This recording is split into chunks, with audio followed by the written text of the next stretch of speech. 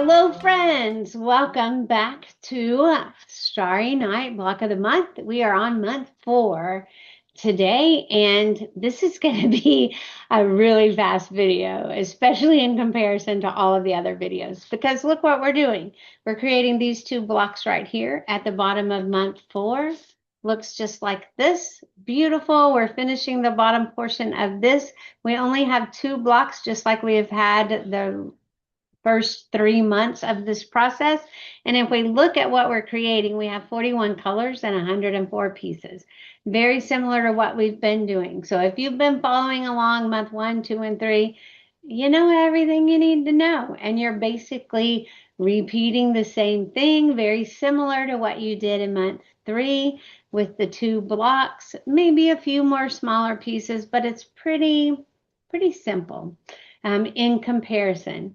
So what I'm going to do in this video is just give you one tip on a piece that you might find helpful that we haven't talked about yet. And then we're going to prep for month 5 because it's going to be a doozy. So we've been doing 2 blocks a month. Well, in month 5, we're doing 4 blocks. And this is what we're creating. It's the beautiful part of Starry Night, where we see the church and we see the lights on at the bottom, and it's going to be gorgeous. And when we look at month 5, we went from 40 something colors to 70 colors, and from 104 pieces to 351 pieces. So we have jumped up quite a bit. And we're not doing 2 blocks, we're doing 4 blocks. So let me show you what those 4 blocks are going to look like. Oh my. Well, 1 and 2, no problem. But look down here. Look at all of these teeny tiny pieces. But don't fret. Because if you're doing things the way I do, we're not cutting teeny tiny pieces and then trying to hold on to them and sew them together. We're not pre-cutting. We're using our whole piece of fabric and lining it up to our next piece the same way we've always been doing, and then opening that up, sewing down our line, and then folding it over. Now, this is a big piece, but we're doing everything the same way you've been doing it for 3 months. So don't stress. Don't let all these teeny tiny pieces worry your little head, because you're going to be just fine. You keep doing things the way we've been doing them for month 1, 2, and 3, and you're going to be just fine. So I'm going to talk to you in just a little bit about how to prepare for month 5 coming up. But for now, I'm going to set this aside and let's talk about this piece from month 4. So this is piece B3C. We have a dark piece of fabric and we have a light piece of fabric. And we haven't really talked about this much in the past because we've been doing more. Well, we've had some light fabrics, but nothing quite this light on top of something this dark. We've had some light yellows and probably could have talked about it then, but this is a perfect example. So I have piece 1 and piece 2. Piece 3 is going to be here, sunshine, and piece 4 is going to be sorbet. But what I wanted you to see is I've already sewn my piece together. And this happened, and I shouldn't have trimmed it before I shared the example with you, because I want you to know what I'm talking about. But if you look, when I look at this open, I can see that my white fabric is on top, my turquoise fabric is underneath. And what happened is mine shifted a teeny tiny bit. So let me kind of show you what it looked like. There was a little bit. It's hard because I've already trimmed it. But there was a little bit of this blue sticking out from under the seam allowance on the white. So what would happen is if I ironed my piece over that way, you would be able to see that blue sticking out underneath. So if you are ever in a situation like this where you have a dark, then a light piece of fabric, just raise this white piece of fabric, this lighter color fabric up, and trim this off. Now, chances are I trimmed this with my add an eighth ruler because that's really straight, and I probably would not cut that straight with scissors. So I folded my pattern piece back. I folded my white seam allowance underneath that, and then I just used my add an eighth ruler and trim that right down so that that blue part is a smaller seam allowance than the white. That way it's not sticking out underneath. So when I fold that back, there's no blue showing under that color. Okay. Now that if it did, you would see that through your quilt. And once we've sewn this next piece on, it would be really hard to pull that out. So I always want to check that before I sew lights and darks together so that my dark fabric's not showing underneath the lighter one. All right, I hope that makes sense to you. Then I will just finish this piece up. So I'll do the same thing we always do. I'm going to line this up to my next piece of fabric, take it to my machine, sew down my line, and then open it up. And then that would be my next piece, just like we've always been doing.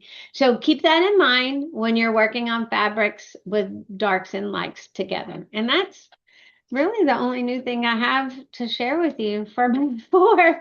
So that gives you a lot of time to sew in your pieces. Okay. And I know you'll do just fine, but if you have questions, just drop them in the comments and I'll get back to you. All right, so let's talk about month 5 then.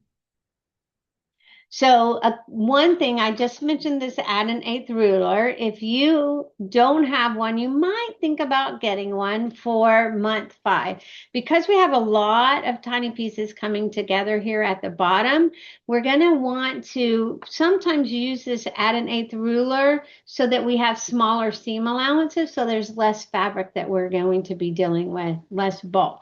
And the other thing I will share with you is a little secret trick that a good friend taught me a long time ago on how to reduce some of the bulk in these seams. So I'll show you that next week. So we will be learning something, or next month, we will be learning something next month that has to do with how to make all of these tiny pieces, the seam allowance, not such a big deal.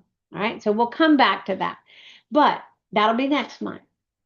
What I want to do now is I want to pull out the fabric list for month 5. You don't have it yet. You just have your month 4, but I've gone ahead and done some pre-work for you. I want to give you some things you can do to help prep for next month, even though you don't have your month kit.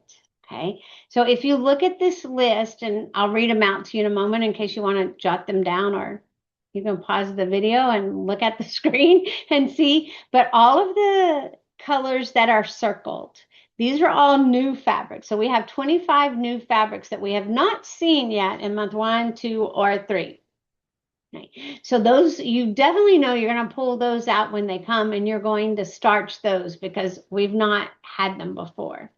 The other colors that aren't circled but are highlighted, these are colors that you've had in other months. So like this denim we had in month 3, this dream we had in month 2. So I went ahead and looked all that up for you so you don't have to go back and look. And if you're doing things with the alphabetizer like I do, and you mark off your pieces on your cut guide as you use them, and you take that fabric out, then you probably have a stack of fabric sitting over here. So what I did is I just went through all of that and I looked at them and I decided, is there enough in my scraps to use my scraps instead of my new piece? If there was enough in my scraps, then I didn't highlight this.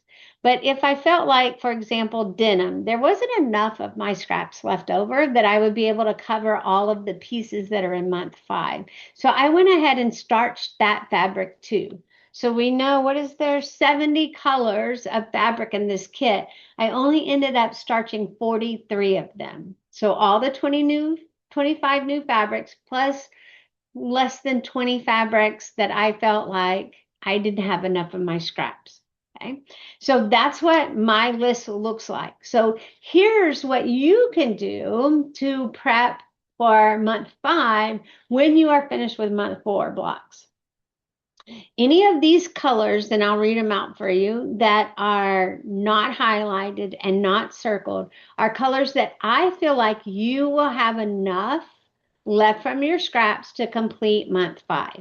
So you can go ahead and pull all of your scraps of these colors here that are not circled or highlighted and have them in your alphabetizer ready to go for month 5. You don't need your old cut guides. You can throw those away.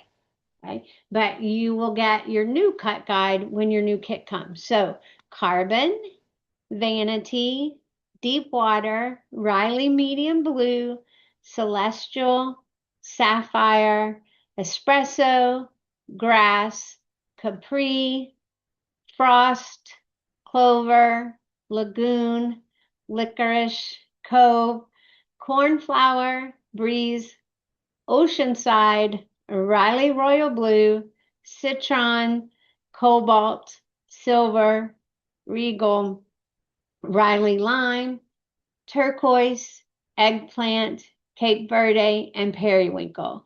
Those are all colors that you've had in month 1, 2, 3, or 4. And you're going to have enough of your scraps to complete month 5 pieces. So if you want to go ahead and pull those out, put them in your alphabetizer, then you're ready to go. And I have my month 5 here. It's kind of thick. There's quite a bit more fabric than what we've had before. So I'll just show you. If I look under the A, ash was one of my new colors. You can see it's still here under my thing. So I took my cut guide and my whole new piece of fabric and I put it in here. So when you get your next kit, you'll do your cut guides and everything the same way we've been doing. And then when we look at the bees, BK Blackboard is one of those new fabrics. So I've already starched all my fabrics. I've got it in my cut guide here. BV was also a new fabric, lead. So I've got its cut guide and the whole piece that came in my kit. But carbon, if you see down here under the list, BX, that's one of my colors on the list not circled or not highlighted because I have enough of my scraps from the 2 previous months, month 1 and month 4, I think, where I used these colors. So I went ahead and put them in my alphabetizer, and I'm going to start with my scraps. And these 2 scraps are going to be more than enough to do the one little piece I'm going to need out of BX.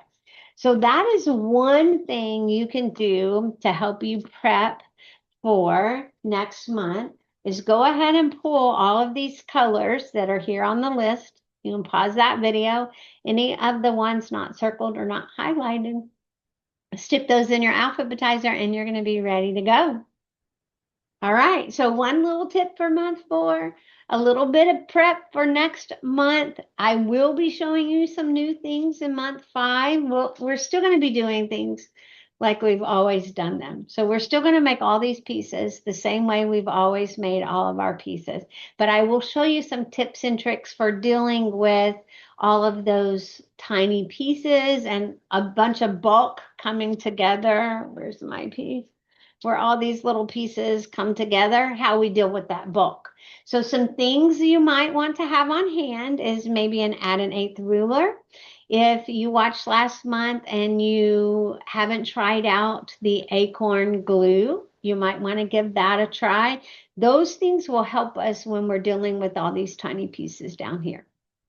But all right, that's it. That's all I got for you for month 4. You know everything you need to know. So finish up your blocks for month 4. If you want to go ahead and sew the 2 quadrants together, you can do that. So you have the whole top of your quilt already sewn together and you will be ready to tackle month 5. And don't worry, I'll be here with you and you're going to get through it. We're just going to spend a little more time on these blocks down here at the bottom. All right, friends, I hope this is helpful and I will see you next month and stay legit.